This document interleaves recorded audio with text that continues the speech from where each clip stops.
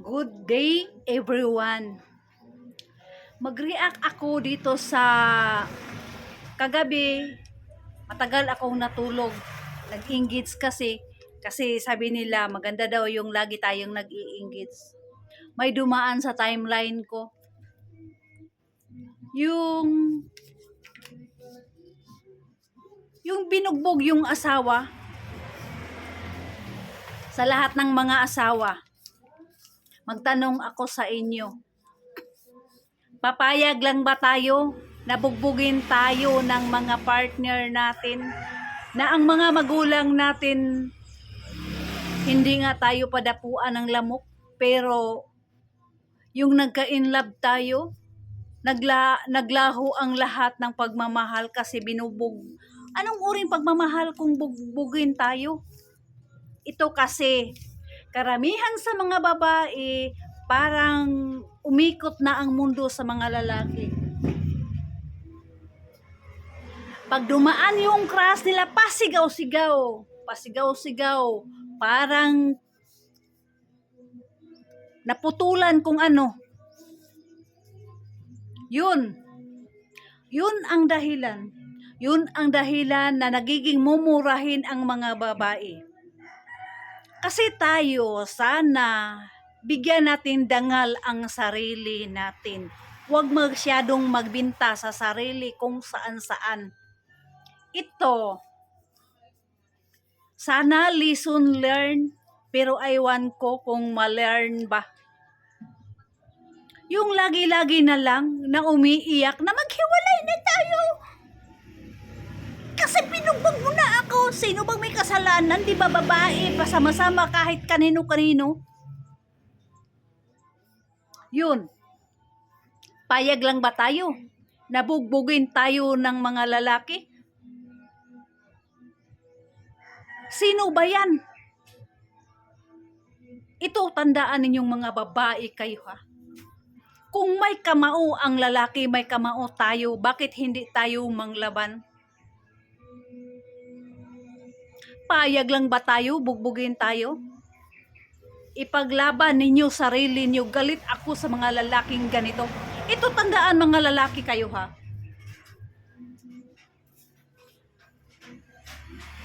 Hindi kayo nakilala ng babae kung hindi ninyo pinaamo yung babae. Hindi ninyo minahal kunwari. Ito, tandaan ito. Itanim sa kukote ninyo. Yung babae, hindi kinuha sa kamao. Kung hindi na magkaunawaan, bugbugin mo na. Hindi kinuha sa tiil sa paa mo. Kung hindi kayo magkaunawaan, badyakan mo. Kinuha sa tadyang mo ang babae para mahalin mo. Kinuha sa baba ng puso mo para mahalin mo at sambahin mo. Galit ako sa mga lalaki kasi galit na galit ako dahil 3 video dumaan sa wall ko kagabi. Tandaan ninyong mga lalaki kayo. Lintik lang ang walang ganti. Lintik lang ang walang ganti.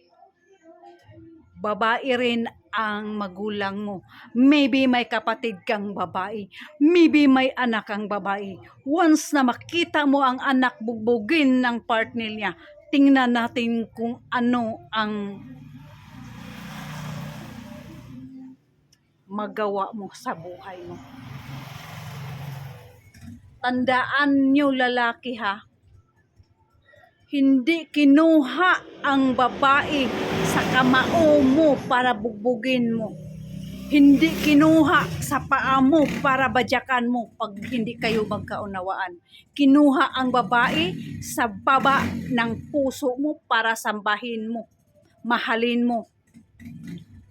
Kung ayaw na talaga kayong magkaunawaan, usapan ninyo ito. Isauli mo sa magulang kasi yung babae kung hindi mo maunawaan ang ugali.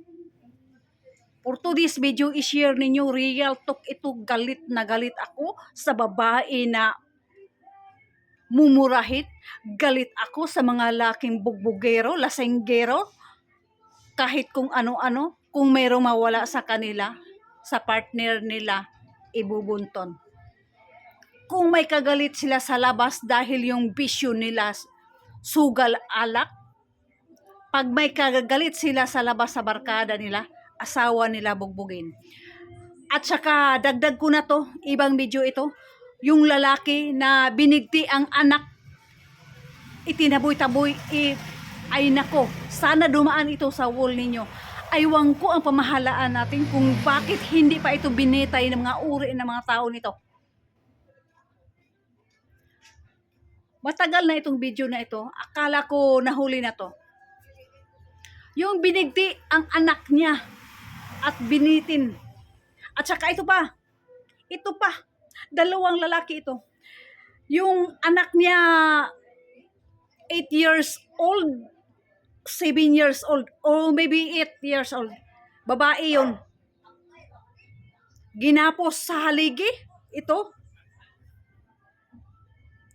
At saka,